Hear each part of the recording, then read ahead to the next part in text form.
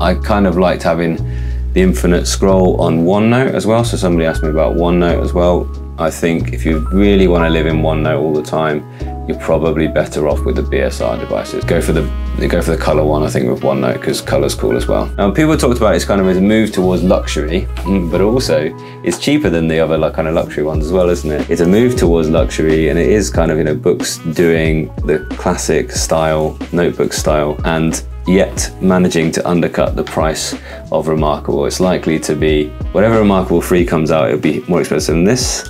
Whatever A5X2 comes out, it'll be more expensive than this, I don't doubt as well. So I think they've done well with that as well. I have had a request to demonstrate video, so I will do that. Answer to the Note Air 3C and the Tab. Now, I don't know how clear that was on the microphone there, but the speakers are good enough for listening to somebody speak. It's full screen that. We're currently in normal speed.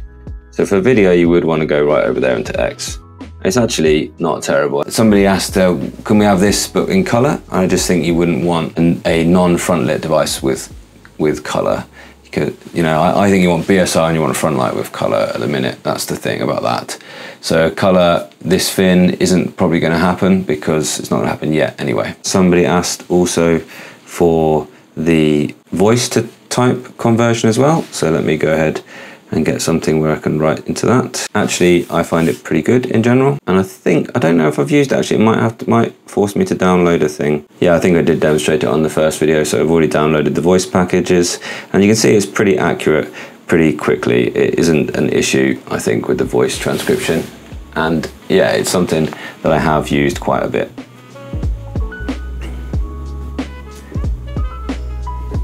And actually, normally tidies up the grammar a bit better, but maybe that's more if you're writing into Word, it tidies up the grammar. But you can see, I think it's got actually every single one of the words there. So the voice transcription is very good. You don't have to babysit it like you do the Google keyboard. Although if you don't like that, you can just install the Google keyboard or any other keyboard app that you like. So I think the keyboard's options are pretty good in terms of the on-screen ones. You can handwrite in this little box down here, but that's a bit awkward to do it down here. So I prefer that you can have the whole canvas.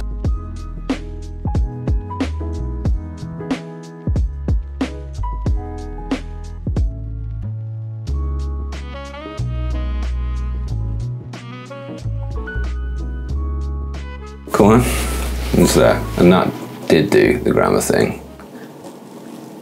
which was nice. Somebody asked, why does the interface look so much more like Remarkable and like Supernote? Well, actually, it doesn't, because this whole bit can be customized. I've just taken a few things out that I don't use. You know, it had page plus and page minus, I think. So, you know, you can just drag those out or click them out. Yeah.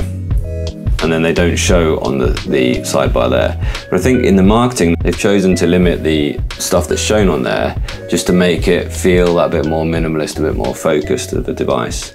So this is the device they're suggesting you use in that way, really. I don't think it's a sort of direct copy, and just having a space in between a top set and a bottom couple isn't something that is kind of necessarily just being copied from somebody else. I personally, I don't mind having a lot of icons there, a lot of different tools there. I like having the tools ready to go, really.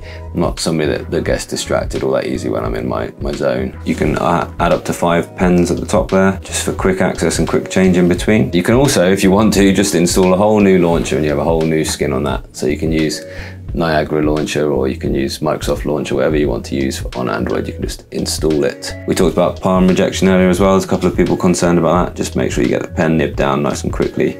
You shouldn't have any issues with that. And yeah, I am impressed already with the battery life. You know, it's not the most crazy stuff. I'm not as over the moon as many other reviewers are. I think when people who aren't used to e-ink tablets and haven't reviewed so many of them, I think when they review an e-ink tablet, they just automatically say, and of course, the battery life is amazing. We're talking months. No, you're not talking months. You're talking maybe a solid working week is what you're talking about if you use it all day, every day. That's pretty good, really. The Remarkable, like when my Remarkable was new, and it's been recharged a fair few times since then, was getting 2 weeks out of it, you know, solid use.